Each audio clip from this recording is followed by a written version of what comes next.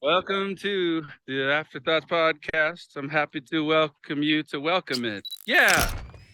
Okay, episode 2, baby. There we Welcome go. back to the Afterthoughts Podcast, which means we made it to episode 2. They said we never would. The people at YouTube and Spotify and Apple Podcasts and TikTok and Instagram love the pilot, and we've been greenlit, so they are ready for more episodes. So here we are. I got my Episode 2. giant silver YouTube logo in the mail that has a number 2 on it. Congratulations. And it's already mounted in my office. Let me quickly ask you guys, how has your life changed ever since you became a well-known podcaster?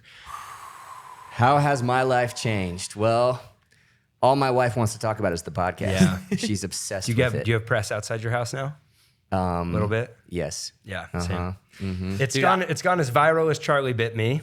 It's been just so much. Taken off. It's been crazy. I had no idea how many people love the game Donkey Kong Country on Super Nintendo. Yeah. Just funny Good feedback. because I don't play video games. It's just I have one video game Well, that I'm so you very do- good so at. you do play video So games. I do every once in a while. Yeah. But it's just funny, like that little game that was made 20, 30 years ago brings a whole lot of people Iconic. together. Sure does. That's But what's also, changed. also, that first episode was just full of content gold, man. I mean, there was man. spiritual truth nuggets in there about every 30 seconds. There was like if you're a note taker, you're watching that like at This 0.5x. And you're watching it a few times. Dude, this is a 20-minute story about a boat. But This will be different this for is sure. fun. Yeah. It was fun. The Yeah. reception's been good. Thanks for for your- we have a TikTok, Yeah. which is cool. Afterthoughts.podcast. People love Afterthoughts.podcast. People Yeah. loved Ryan, your breakdown. I break down sometimes. Yeah, I I don't look know. I forward don't to more. know why that happens. I get past a certain point, I just can't stop laughing. You Emotional instability. That's it. Very unhealthy emotionally. Can't regulate your emotions yet. The EQ is not as high as it should be. but it brought a lot of people joy. Oh, good. Yeah, people really loved laughing with you. So Well, you're welcome.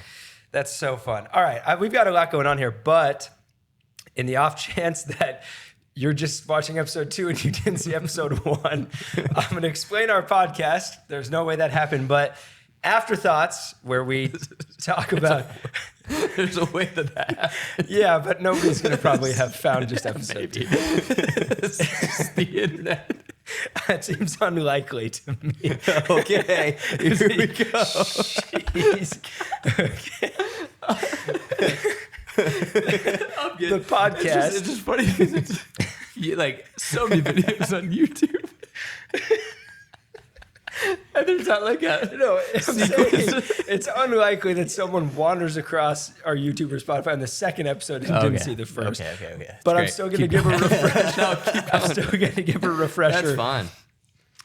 Afterthoughts, where we share our thoughts after stuff, which is a working tagline, but so far I like it. I think it's good. Yeah, focus groups have really liked it. So we can our day job is that we're 3 pastors in Austin, Texas. We have a church, but we want this podcast to go beyond our community, to be for people when it's a conversation about faith. We're going to talk about some of the sermons and series and dive deeper and beyond those things that we're doing here, but also things going on in the world, faith conversations, life conversations. And our hope is, and I thought it was cool hearing last week a lot of what you said about not just adding to the noise, Right. but wanting to make some good noise, Right. and be a place that people listen to this on a drive home or at the gym, and it feels like this is bringing me life. Yeah, and dialogues that inspire your dialogues and information that inspires action. Yeah. And not just more knowledge for the sake of intellectual assent and more knowledge and more content that just is a perfect excuse to keep me from going and applying the content, but hopefully a dialogue that leads to it. I said it this way: the Switchfoot song from like 2003, adding to the noise. If we're adding to the noise, turn off this song. And then if we're adding to the noise, turn off this podcast. That should be the title of this And podcast. thankfully, Turn off this podcast. there was a ton of important noise in the first episode. So hopefully yeah. you're ready for more. Yep. Let me ask you guys this. Okay. We will have guests on the show at times to come chat with us, different people, different lives.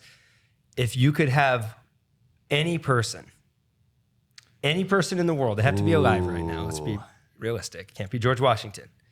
If you could have anyone on the podcast to talk with us, who would it be? I'll give you guys a minute, and I knew that question was coming. So, you're ready. I think hanging with Tiger Woods would be so fun. Okay. Just to talk to him about golf, competitive edge, having to bounce back from a lot of different things. That would be a fun guest. Yeah. He just got added to the PGA Tour board. Oh. Trying to win the players back. Are you on the PGA Tour board? I am, yeah. You are. Yep. Vice president. Okay. Who would you say say? yours? Well, it's funny now. I was going to say Michael Jordan. Okay. I know that, and I don't mean this as shade at LeBron, even though he's been really having a hard time letting the Nuggets enjoy our championship. But I think Michael Jordan is the greatest. And I think that I think he's perceived as a really cold person. But when I watched The Last Dance, which by the way is the best sports documentary, and I've seen like every 30 for 30 out there, and I would say that The Last Dance is probably the best sports documentary work I've seen. He is human. He's a lot more human than I think people thought. And even you even saw emotion out of him. But I think listening to him talk about his drive and his story and what fueled him, and he's not going to be the same as when you're on the court as his teammate and he's trying to push you and make you better. Just talking to him casually about life would be really interesting. My other person, I mean, once you have to have that kind of drive and motivation to beat the Monstars. In that documentary Space Jam, you'll see the humanity of Michael Jordan on display in full force. He acted in that movie, so jumped he can from half court. I know, and was like Stretch Armstrong arms. So yeah, you could ask. Easy. No, it's I'd not. love to picture you asking him, trying to seriously ask him about that, and his response to you would be great. My other person would be Jimmy Fallon. And Very he'd fun. obviously be great at this because he's a fantastic host. But he seems like such a normal celebrity and such a cool guy. I'd love to talk big picture life and stuff with him and see what he's all about. Because he just strikes me as someone that you'd love to get to know. And That would be awesome. Fine. Yeah. Jimmy. Well, you gave 2, so I'll give 2. Number 1 is Chris Hemsworth. Although if he sat right here, I think you guys would be so confused. You're like, is this 2 of the same guy that I'm looking at? We wouldn't even see you. You would disappear behind him. And I think he's just the coolest guy on the planet. And obviously one of the biggest celebrities in Thor, but it seems very down to earth. So Chris Hemsworth and then Justin Bieber. Justin Bieber's one of those guys for years he's been on my heart to pray for. A few celebrities on my heart for years to pray for. He's been one of them. Yeah, I can't imagine. What's he up to now? I don't know. Hopefully writing some new songs, man. Maybe he's prepping for this. Yeah. Afterthoughts Podcast. Afterthoughts.podcast. Episode 3. TikTok. Maybe his ears are burning right now. Well, it's good to say these things because you never know who knows who. Life's not about what you know, it's about who you know, which is not always true, but in this case, it could be. So maybe one of those guys will get on here. Do you want a second person since we both took 2? Or you? Good for you. Tiger. Good for you. Okay, well now is every week we on the podcast we like to start Afterthoughts with our 4 thoughts, but there's only 3 of us, so we'll do our 3 thoughts. Yeah. I just want to know something that's been on your mind, something you've been thinking about this week. Okay. Wow. I've been thinking, we'll talk more about this, that it's actually possible to have a sound mind.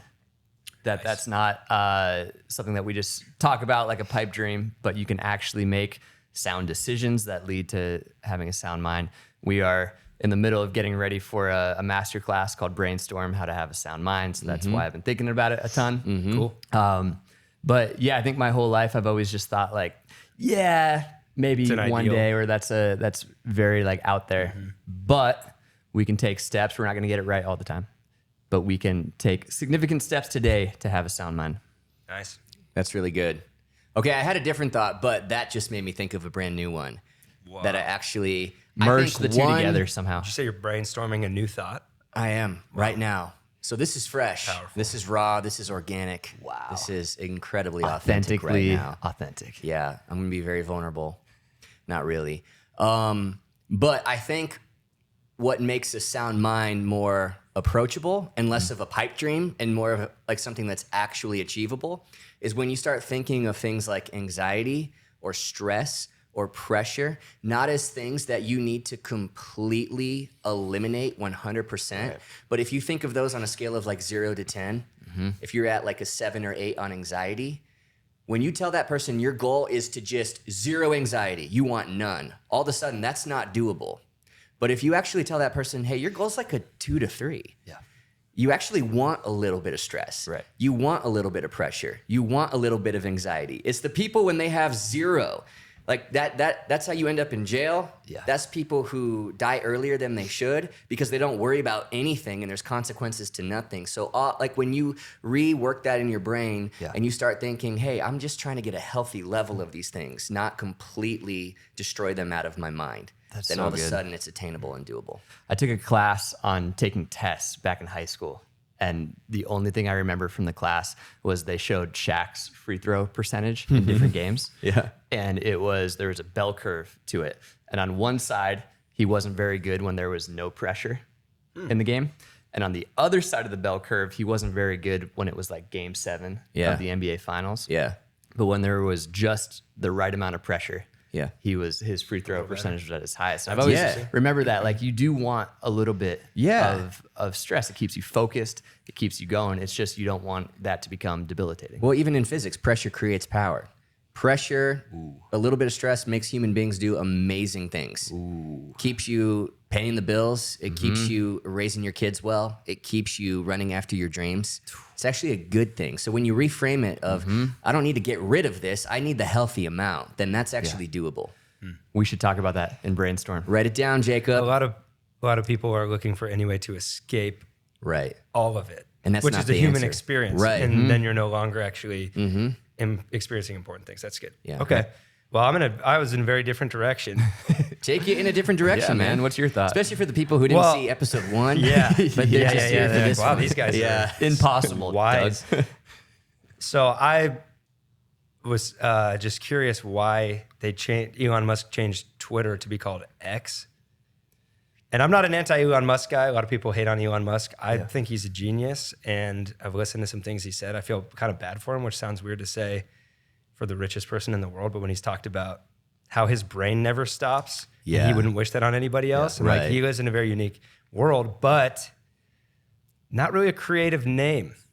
And so I was just thinking about that. Yeah. I think they could have done better. Yeah. But my brother made the great point that for all these years, adults have been saying Twitter. And that's not necessarily like a cool name. So But how did it become, like, that became a very, very cool word? yeah. And it was made Have up. you ever had a Twitter? No, never have. I never did either. I don't have a TikTok either. Well, then who are we to say? And I haven't been on Facebook in probably 7 years. So long. Well, that makes sense. I've been writing on your wall. And you haven't. You've wished me happy birthday Dude, every happy birthday, June Doug. for 7 years, and I've said nothing back to you? Yeah. Thanks a lot. I'm sorry, man. That's our 3 thoughts, Okay. which are our 4 thoughts. Okay, well, every week on the Afterthoughts podcast, we like to pull a question out of a hat. Kayla, Ooh. Ryan, and we're just going to answer this. Let's see. Oh, and we this go. is, I chose a Buffs hat today because go the Buffs. Buffs are rejoining the Big 12 next year, which That's I could right. do an entire episode on. But Ryan, I'm do a very hat trick happy really about quick, that. man. They will out. all Yep. fall out. Okay, here we go. Nice. It says, what is the worst thing that has happened to you recently?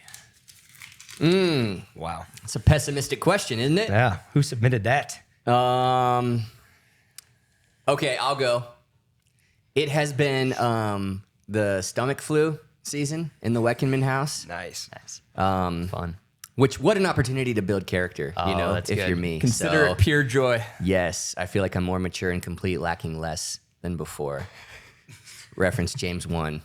I actually don't feel that way at all. I'm just kind of tired and annoyed.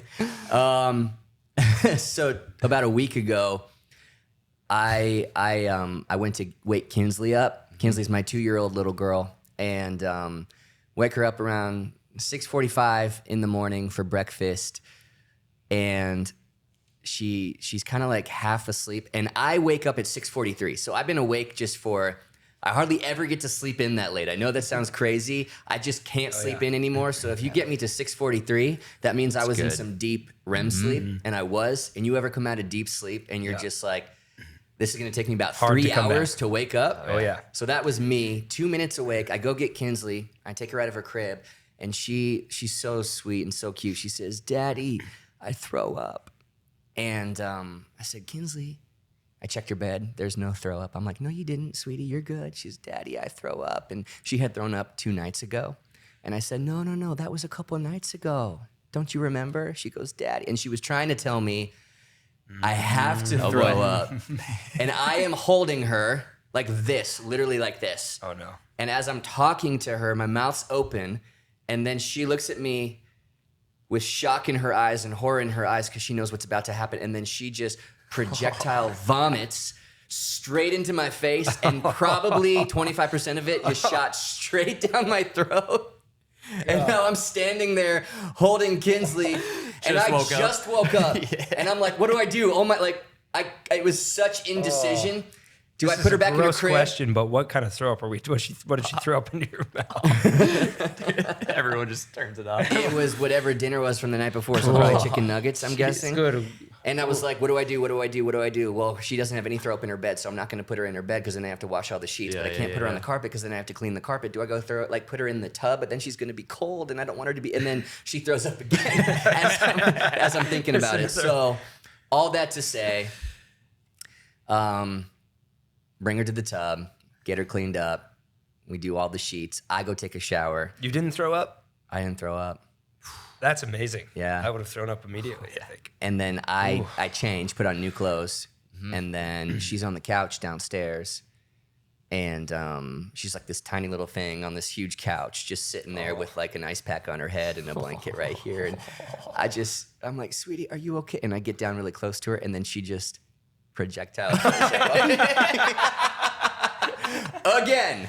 And then the Seinfeld episode ended right there. Yep. Dude, that's awful. And I'm the one in our house that I feel like, at least right now, I don't know what's going on with my immune system. So I'm like, I just inhaled the stomach flu. There's no way I'm not going to get this, but that was a week and a half ago, and I feel fantastic, guys. So Wow. Build your immunities. what an opportunity. Yeah, I good said. job. So, yeah. That's probably can't top that. Yeah, I beat that, Ryan. cannot even come close. Worst thing that's happened to me, mine's just super embarrassing. Yes. And this is the second time this has happened to me, but I was on a run earlier this week. And when I'm on a run, that's usually like deep thinking time. Yeah. You know, when you get past a certain point, at first you just hate it and all that. But if you push past a certain wall, it becomes very just a good time to think. It's quiet. Zen? If you will. I don't think you're allowed to say that. I will. Okay, do it. Well, fine. Early in the morning, I'm thinking about a sermon. Everything's good. And then this is the second time I've done this. I'm an adult. I just am running on the sidewalk and I drift so far to the end of the sidewalk that I twist my ankle. my foot goes off. And the sidewalk's like, it's very wide. I'm the only one around. And I'm like, it's very easy just to stay somewhat in the center of it. It's not the sidewalk's fault. I tripped so far. Very predictable. Dude, my right ankle just goes, Oh. and a bunch of cars were driving past. Did you fall to the ground? Oh yeah. Oh jeez. I caught myself with my Did you ever hand. sprain that same ankle in high school playing basketball? All the time. Yeah, and once you do All that the time. once, Yeah, it's just. That's why it's just I've always bad. said you should never sprain your ankle. you always say that. You have always said that. Now we know why. But dude, I'm just picturing all of these cars driving by at like 6:30 in the morning, watching an adult who just can't stay on the sidewalk. It's like a 30-something-year-old guy. Oh, that's too bad. So that was okay, me. well, would you rather that or Kinsley thrown up in your mouth? I'll take the ankle. Right. Same. For me, Yeah. my family was in Tulsa a few weeks ago, which is an underrated city, I found out. Each time I go there, some cool stuff. Yeah. On the drive back, I got a speeding ticket. Ah, You did? Yeah. How fast? And Steph and I kind of have a rivalry because she always says I'm a horrible driver. And I've, proven myself by not getting tickets along the way. Yeah. So this one she was hurt. pumped. This one hurt. That's I rolled the humbling. window down for Zeke because he was like, I want to see the police officer, just hoping that guy would be like, oh, this guy's driving his kids. He's And no family luck. man, $225. Nice. Oh gosh. That hurts. Yeah. I'm sorry. I think Yeah. he said I was going 93 He in did? a 70, but I don't believe that. I don't think our Honda Pilot can go 93. Did you contest it? Well, I'm not driving to Oklahoma to contest it. No. Right. Did you argue with him? When he gave me the ticket, I said, man, I thought you were going to be cool. And he was like, well, I'm not writing you up for that brake light that's out. Yeah. So I guess. Well, there you go. Oh man. That's lame. So, but I appreciate you guys splitting that with me. So just you can just spend happy, me. happy to do it. Cool. We have an exciting thing today. Okay. Our first ever caller into the show. Oh my gosh. Ooh. I was wondering But- why we just had a phone. But I'm gonna call him. So give me a minute. Yep. Okay. Do we know him? You do. Okay. Do we know him well? Oh yeah. He's a good friend of the podcast. Okay. Hello. Kory Miller, welcome to the Afterthoughts Podcast. You're our first ever caller. How does it feel? I beyond honored. I can't believe what a privilege it is to sit under all of your clout and fame. He's be honored. Kory, tell everyone a little bit about yourself. What is it that you do for work? I'm a worship leader. I do some singing and some moving my hands. That you should put that on a resume.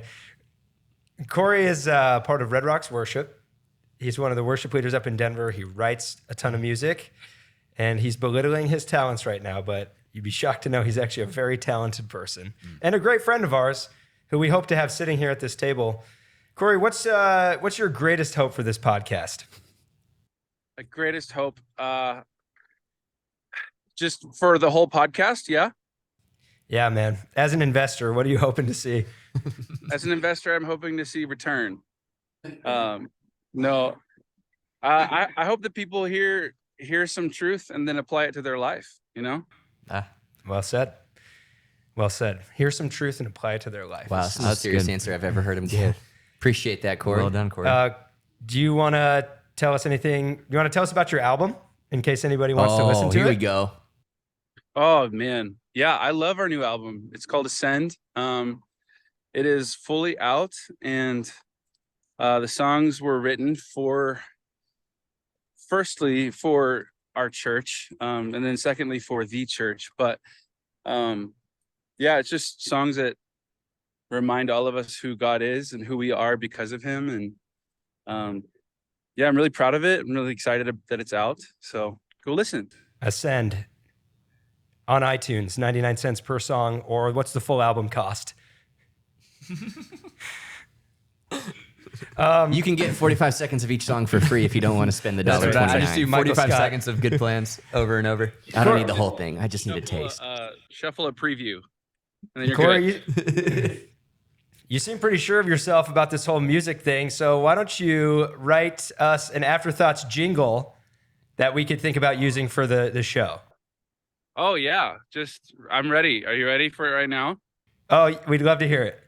He's going to do a jingle. Okay. You got to repeat it back. Welcome to the Afterthoughts Podcast. I'm happy to welcome you to welcome it. Yeah.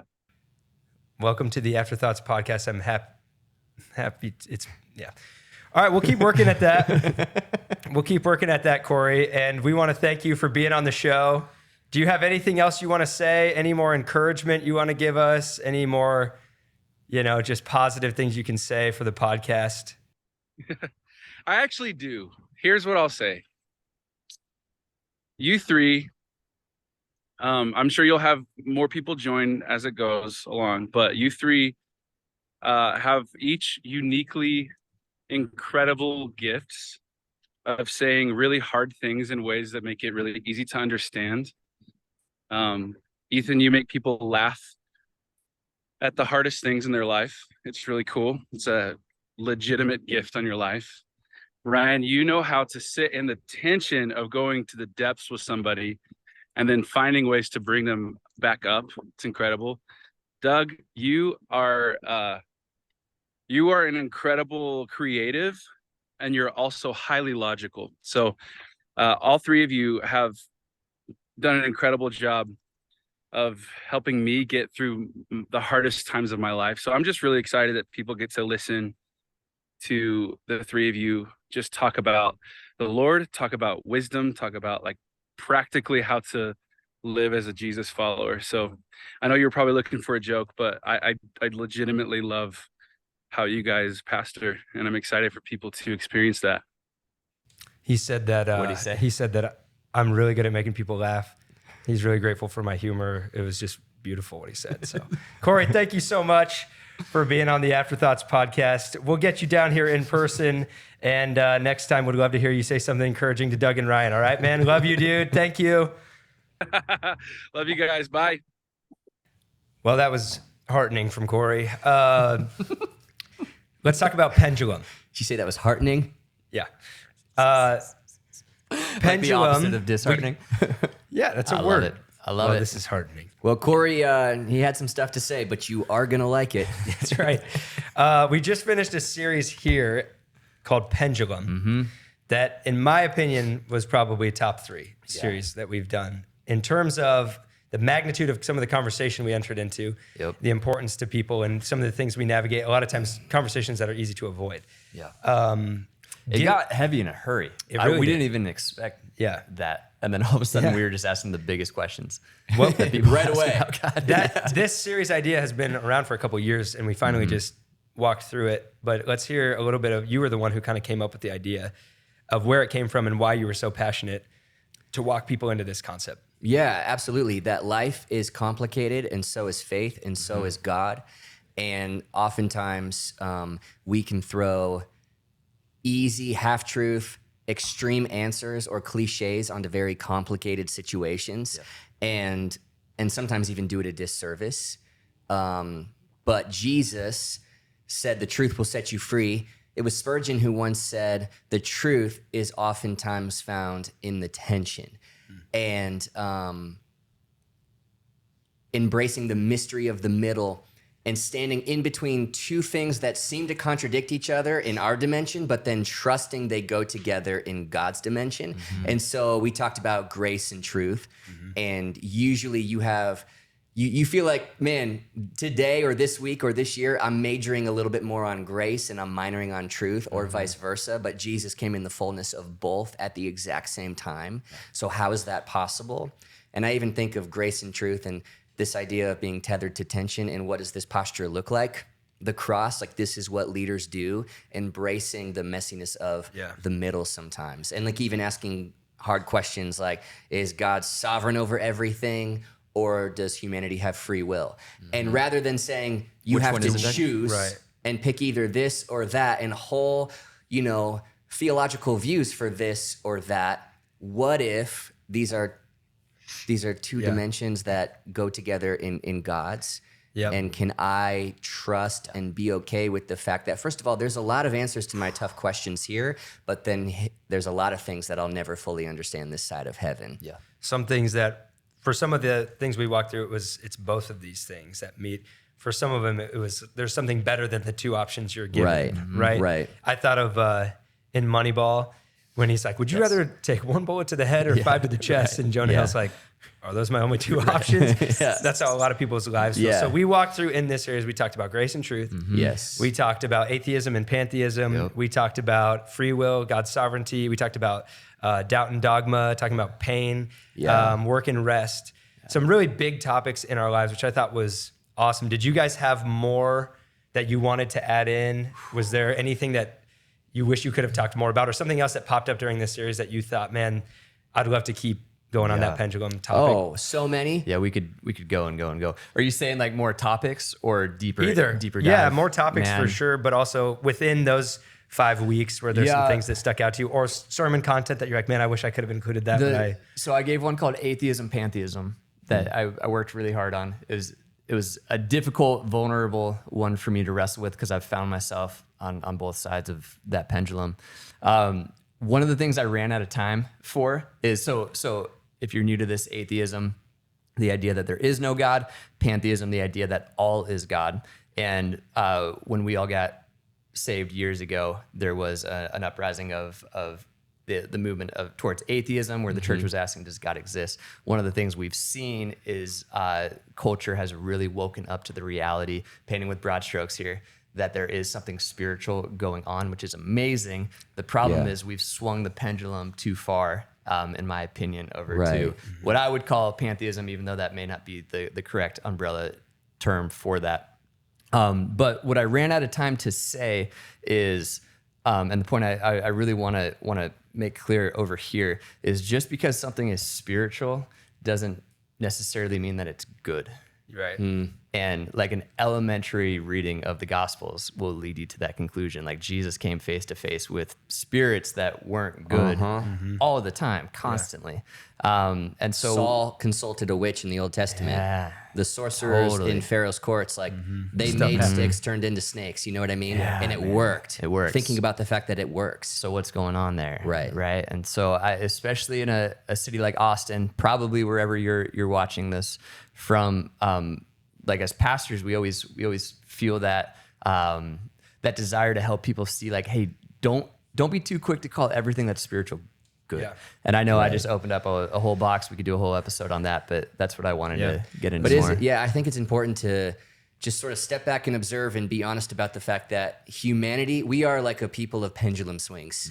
Oh yeah. And so atheism for a decade, and then it's not finding what we're looking for over here. So let's swing it clear to the other side. People of extremes. People of extremes. Yeah. So extreme, man. Even down I think one of the funny examples I used is from generation to generation, tattoos. So our parents' generation didn't really have tattoos, but our generation has a ton of them. Right. And I'm convinced our kids won't, but their kids will. Yeah. And so one day, years from now, I'll be hanging out with my grandkids with tattoos, listening to Blink-182 and rap music while my kids and my parents judge us for it. Basically, whatever your parents That's did, so you're going to funny. do the opposite Yeah, because right. you're going to swing the pendulum. People clear of to the extremes, other like you side. guys, for example, have to hate cats. You can't like dogs and cats. You like have to some of pick us one. that have found the truth Yeah. in the tension. Yeah, Wow. NSYNC or Backstreet Boys. You know, NSYNC. NSYNC. you have to pick one, right? Yep. Team Jacob or Team Edward? I've never seen this. Never. Yeah, third option, just read a better book. Oh, nice. Yeah. Good job, Doug. Yeah. Or Nike or Adidas. I've always seen people Nike. Nike. wear Nike shoes except for fall of 2016 when they came out with NMDs. You know what I mean? And back in the day, the Adidas, like the SS2Gs in those classics. So, oh man. I just watched a little thing on Hulu from James Cameron, the director of Titanic, where he was trying to myth bust the whole Jack could have survived on the door with Rose thing. Yeah. And once again, people are like, yeah, he could have for sure. Or no, he absolutely. But the answer they found out was way more complicated than just yes or no. Yeah. They found like a certain like way he positioned himself on the door where they could float a little bit, but he would have had to do that for 2 hours. She would have had to get him her life vest to keep him warm to avoid hypothermia. And you're shivering, but you can't shiver because then you're going to fall off the door. And not to mention how crazy that night would have been. It's way more complicated to stand in the tension in the middle. I still like the theory that he never theory about existed. this? I saw a theory that he never existed, and he was like her imagination getting her through that traumatic time in her life, which I think is brilliant. So he had to go to the sea. To take it back to... But he is real and real. It is Leonardo DiCaprio. That's a real person. Oh, that's good. Yeah. Okay, I got it. So I would have done NSYNC Backstreet Boys for the following week, but a few other topics maybe for actual weeks in the series, whether that's, prosperity gospel, Yeah. which God wants you to be, wealthy and healthy, and versus the poverty gospel. Yeah. And saw, I think, a lot of the ugliness of prosperity gospel and people becoming Christians or following Jesus because they just, want something from God, and seeing a whole movement and then realizing, wait, this isn't, necessarily based in scripture. Yeah. So what's the answer? Well, it must be swinging the pendulum straight to God wants all of us to be poor because Jesus didn't have a house. And so poverty gospel, when that's one of those examples where there's actually a third answer altogether. Stewardship. Yeah. I would have talked about maybe church methodology and how, for years, decades, the mega church, there's been so much fruit and amazing things that have come from the mega church. I'm talking like millions of people coming to know Jesus and resources on a scale that completely have changed the globe. Yeah. But there's also been a lot of bad. Right. Sure. And so what happens is the temptation, I think, is to have House church, movements baby. that rise up out of the messiness and swing if there's frustration over here, let's swing the pendulum over here. And churches have to be small or house churches or, I had a guy in the lobby about 2 months ago. I'll never forget the conversation. He said, I can't believe you guys have an LED screen. Jesus wouldn't have an LED screen. I don't care about an LED screen. And I said, I kind of feel like you do care about an LED screen. You just care about us not having it. Yeah.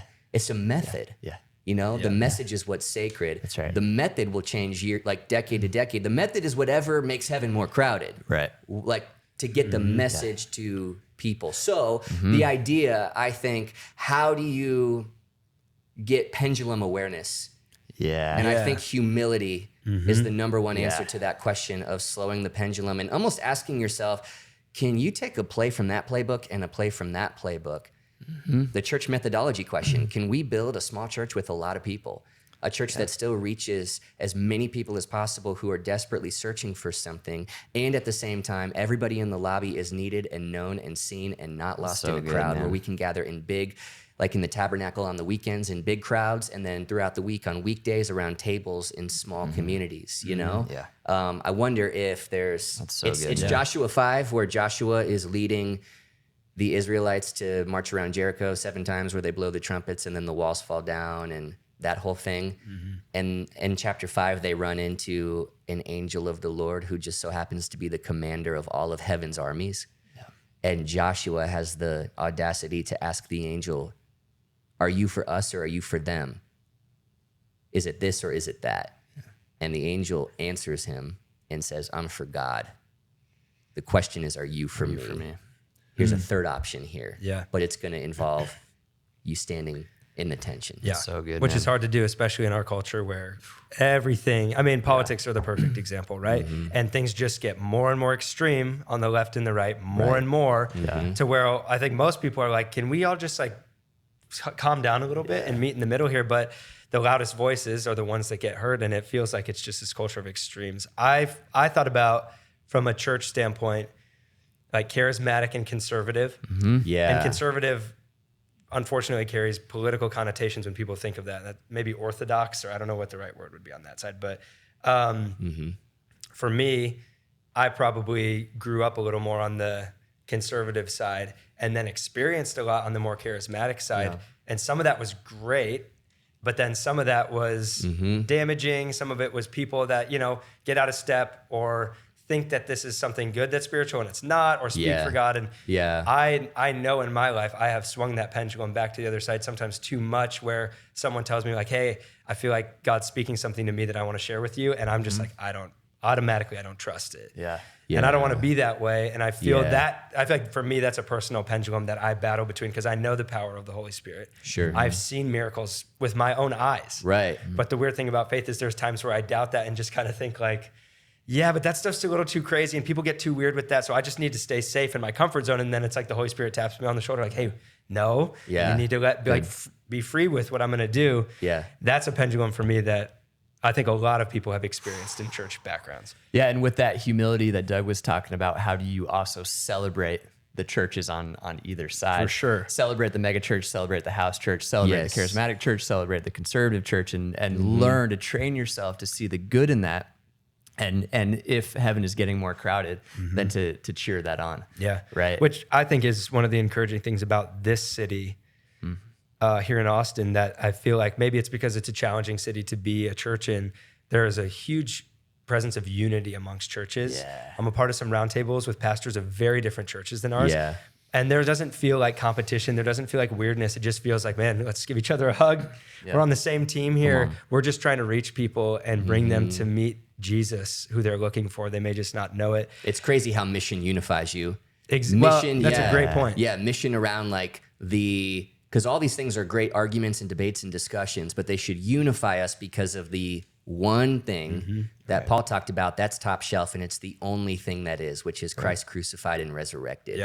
And in our city, Austin, I feel like the church is losing ground, but it's not because there's not amazing churches. It's because the city is growing so fast. That's why we had such a warm welcome when we moved here 5 years ago from churches saying, thank God you're here. You've been prayed for the last decade. What did the Austin Stones say to us again? They said, we were praying that God would hasten the day that you guys plant a church in Austin. I love it. Which was really, really cool to hear from a great big church, you know, that's doing so much in the city. And a lot of, I think we felt walking into church planning, like if we met people from other churches, they'd be competitive, like stay out of Austin. Right. We've got this. And they were like, we don't got this. We need more and more churches. Because that has been the case in a lot of cities. It has. It's almost the norm, and it shouldn't be. Right. It's weird to walk into a city and it's kingdom minded. Yeah. Even amongst competition. It's great. It's like when you win, we win, because heaven gets more crowded. Yeah. Regardless of methodology, we have the same message, and we're unified over Christ crucified and resurrected. Mission unifies. That's how it should be. Yeah. We should do it. We should have done a week on that. That's so important. I had a funny story that I didn't have time to share. Go. But I preached about doubt and dogma. And so when I was probably like late elementary school, I went with my mom to this. It was some guy speaking about faith and apologetics kind of thing, but we thought it was going to be about dinosaurs. And that was like included in it. But the guy was very dogmatic. And now that I think about some of his arguments and stuff, I'm like, man, that's what you were spending all your time. But it was very anti-evolution. Which is always so, like, I see those signs that people have, like, science is real. And I think they think that Christians think that science isn't real. And there are some that probably do. But I'm like, that's not like an argument against faith. Science is the pursuit of creation and seeing what God has done. There's a great it's the study overlap of how between God those two designed things. creation, basically. Yeah. Well, anyway, as like an impressionable kid, I'm like, oh my gosh, like I can't believe any of that stuff. That's already bad. So I went to outdoor education. Remember that in 6th grade where your whole class, like your whole grade goes camping and it's really fun. So our camp counselor, they were talking about geology and like the formation of the earth and all this stuff. And she's explaining Pangea and continental drift. And I literally looked at her and I said, oh, I don't believe in that. You just not listening. I don't believe in that. Yeah. And she's kind of looking at me with like, they had like the continents, and then she's like, "Don't you see how they perfectly fit together?" This is kind of like a puzzle. It's like a 7-piece puzzle that perfectly fits. Yeah. But I was so freaked out, like, no, I can't believe that. And it's a funny example of extremely dogmatic response to that camp counselor. Because then you live out of fear that anything's going to disprove, this God that you believed in for your entire life. Yeah. But I mean, I've got news for you. If that's like them discovering, oh, this is actually real, or that doesn't change who God is at all. Yeah. We were talking about biggest takeaways the other day from this series for us personally. I'd love to share those here. For me, I said reverence. Yeah. That I bring the biggest questions before God, and he still stands. He's like, there's that end of Job for me was so monumental of remembering like, hey, I laid the earth's foundations. Yeah. I know how all this works. And I'm not threatened by science. Right. In fact, it's proving more and more of the glory of what I've created. I'm not threatened by debates. I'm not threatened by even the hardest questions of pain and suffering that we talked about. I can handle that. And I still stand and I'm still good. And I showed it to you through my son, Jesus. And I have felt so much, and this, through your sermons, I've appreciated so much reverence for just who God is and how powerful he is and that he chooses to love us. A lot of days blows my mind.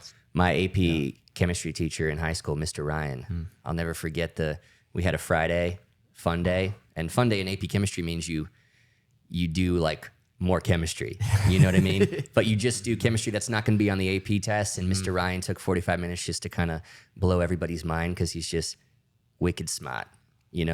And for 45 minutes, he's just got chalk on the chalkboard talking about like, you got electrons and then protons and neutrons in the nucleus. And if the nucleus was the size of a softball, then the electrons would be like 5 miles. And in between, it's just like empty space. And those protons and neutrons are made up of quarks and gluons and just keeps going. And he like burns his chalk, Yeah. And then the bell finally rings and he does like a chalk drop.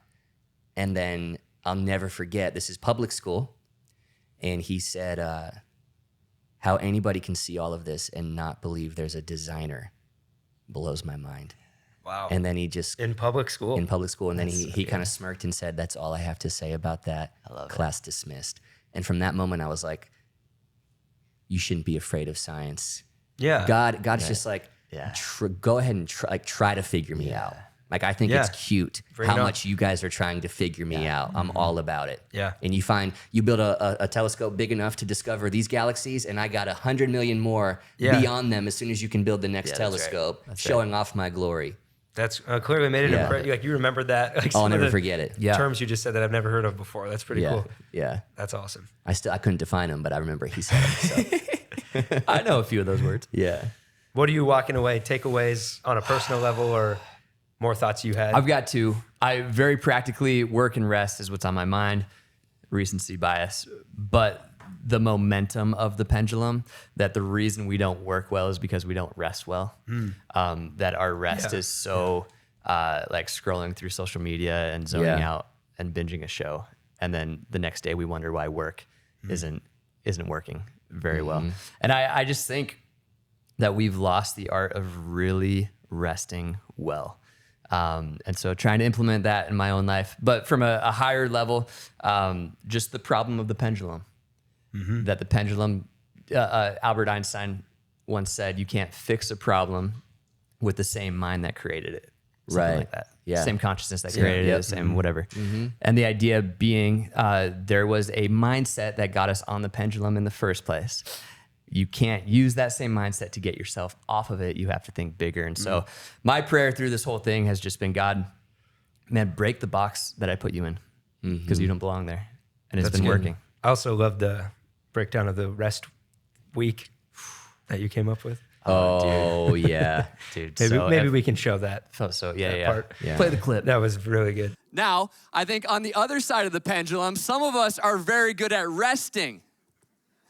Oh, it's Self-Care Saturday, Soul Care Sunday, Me Time Monday, Treat Yourself Tuesday, Work tomorrow Wednesday, Therapy Thursday, all my favorite things Friday. Thank God tomorrow is Self-Care Saturday. I almost had to do something productive this week.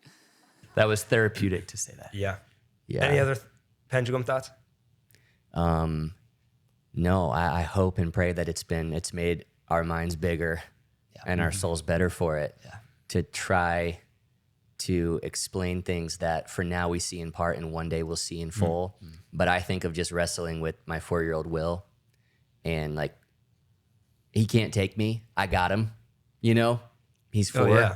I let him wrestle with me because the joy of it for me as a dad is the proximity. That's the point of wrestling. You can't wrestle with somebody and not have proximity. Yeah. And I wonder if that's why God leaves us with these questions that force us to wrestle with him, because then we have proximity with him. Yeah. And that's why he saves people, myself included, before he answers all their questions without ever answering all of them this side of forever. Yeah. Well, it also works out great that the guy behind this podcast is named Jacob, who wrestled with Wow. God in the Bible. So that's, It all makes sense. It's incredible. Now I get it. I'll say this, and because I'm trying to, not be on one side of the pendulum. I think that it was actually really like cool timing on a spiritual front that we were doing this series right when we were walking into this podcast.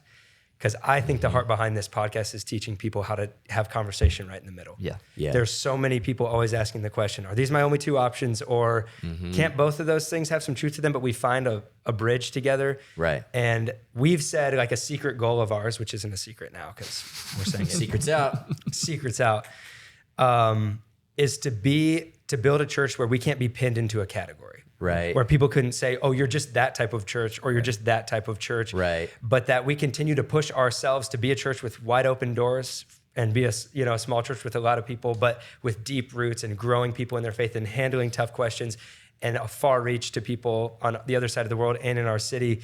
Yeah. And continue to challenge ourselves and stay in this conversation, to never get so pigeonholed that people walk in and go, I don't want to be here because they're clearly that group. But to stay in that middle. And I think this podcast is going to take that a step further. So That's good. I'm excited, man. That's it. Okay, well, we're going to, the next couple of weeks, talk about temple. We're talking Yes. out of temple. We're starting a series that'll be really about the reality of us being a temple of the Holy Spirit. Right. And the craziness that God's presence chooses to reside in us and what that can mean for us. Yeah. You guys have any teasers or anything to get people excited about talking through this series? Oh, I got a couple teasers. How many teasers? I'll just do one teaser. He has one You do teaser. one, I'll do one. All right, Okay. deal. That Jesus, A toozer. Yeah. there's a Hebrew word. The Old Testament's Hebrew. Mark that down. Toozer. A toozer? That's a good one. The Old Testament's Hebrew.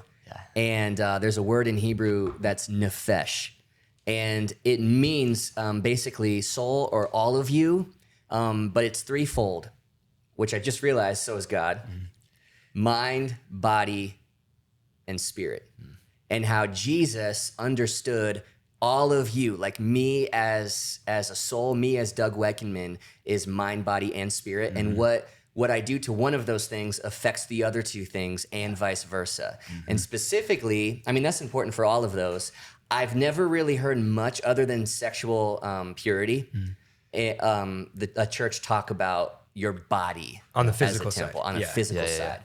physical health, and actually how that's a very spiritual thing we should teach in church, because that's the home for your spirit. That's the home for the Holy Spirit. That affects the health of your mind. And so I've actually never heard, and I'm sure there's one out there, but I've never heard a series done about that in church. Yeah. And I'm really excited for us to try to talking beyond just that component, but other parts of physical health and mental health. Yes. Yeah. Like why, like it does matter what you eat, and it does on a spiritual level, absolutely. Right? Not just exactly. Absolutely. Yeah. It does matter, that you exercise or not. Like this is your body is not a prison in which your spirit is trapped for the time being. Your body is a gift given to you by God to steward. And even one day your body will have resurrected bodies. Jesus was resurrected and walked around for 40 days in his resurrected body. Yeah. You know what I mean? And so there's something so key and lasting to it. And so this is basically a series about stewardship, but it's just stewarding of you. Mind, body, spirit, of everything God has given you. Yeah. Are you taking care of it? Because like even you think about the spiritual aspect of a calling, like your calling's already hard enough spiritually. Yeah. But now it's 10x as hard because you just don't feel good physically. And you're going to be less fruitful for the kingdom because of that. And so all of these things are individually and corporately integrated together. Well, I'll tune in. That's a good teaser. Go. Well, it's time for our fourth thought. Yeah. The fourth thought. Does that make sense? Because we did the three thoughts. Now I get it. Now it's the fourth thought. Now I get it. Last thought. Afterthought at the end of this. We're trying stuff out. It's all going great. Kayla, does that make sense over there? Do you guys know what I'm saying? Fourth thought? It's fine. Do you guys want to say anything today? Sure. What do you want us to say? How are you guys feeling about launching the podcast? You guys put so much work into this and now it's happening. I'm feeling great. How are you feeling, Jacob? Oh, he's giving a thumbs up. He's feeling great. Thumbs up from Jacob. Yeah. Yes. Right. Continue to just paint pictures for us with your words over there, guys. Final thoughts from today. Biggest takeaway, something to leave people with as we close up episode 2. I really like what you said about this podcast being the pendulum problem and trying to help combat the pendulum problem a little bit. Cool. And so I look forward to many more of those to come. Let me say this. I had a thought this morning. I was thinking back on a sermon, a series that we did like 3 years ago. And my thought was that series was cool, but we've come up with so much more like fun stuff since that moment. And I wanted to tell myself back then, it was in 2020, like, hey, bud, just wait until you see this next series and this podcast idea and this masterclass and all of that. And I had a thought as I was walking. I think the same thing's going to happen 5 years from now, where if us 5 years from now could look back on this moment, you're going to say, oh, just wait. And so I don't know. I think that's a thought for anybody listening to this. Especially maybe if you're struggling in a season of creativity or whatever it is, that the best still can be ahead of you, and just wait and watch what God will do in your life. Just wait. You wouldn't imagine when Michael Jordan and Jimmy Fallon and Tiger Woods and Justin Bieber are all here. Oh my gosh. Anything from you, Doug? And Chris Hemsworth is our fourth guy. Yeah, he just works here. He's permanent. Yeah. He Staff runs facilities, man. We'll arrange staff trainer. We'll arrange that. Yeah, he probably doesn't need the Temple series. He's probably good. Oh yeah. Yeah. No, I love the celebration when you mentioned, we even talk about like church methodology, and can we celebrate that? Can we celebrate that? And can we be unified over that top shelf? Jesus is crucified and resurrected. Mission unifies. Can we celebrate the fruit coming from different methods? Yeah. Hopefully that spirit is always caught from us. Yeah. Good stuff. Yep. All right, fellas. Well, I think that was just under 25 minutes. So we zoomed through that. Just like all of our sermons. Not wasting any of your time, y'all. Dude, my sign off crushed last week. Yeah. Man. I'm well, just saying. we'll try it out again, or maybe if you guys have another one. But I will say, just so you people know, we have a TikTok. Check it out, Afterthoughts.podcast. This is on YouTube, Spotify, Apple. And here's our goal. This is going to be up on Wednesday afternoon evenings every single week. The first one came out on a Tuesday because it was August 1st. It's just an iconic day. Yeah. But from now on, we're going to release these on Wednesdays. We get people asking us a lot, do you guys do a Wednesday midweek worship service? And I know that behind that question is either they did that when they were growing up and feel like they're supposed to go to another church service during the week, or, man, I need another shot in the arm time with my family. Yeah. And we do hope that middle of the week that this podcast serves as another place to get that shot in the arm of faith or sit down and have some good conversation. And we'll keep after it. So follow us on all that stuff. Share this if you like it. And as the great Ryan Wekenman once says, We'll see you next week. Amazing.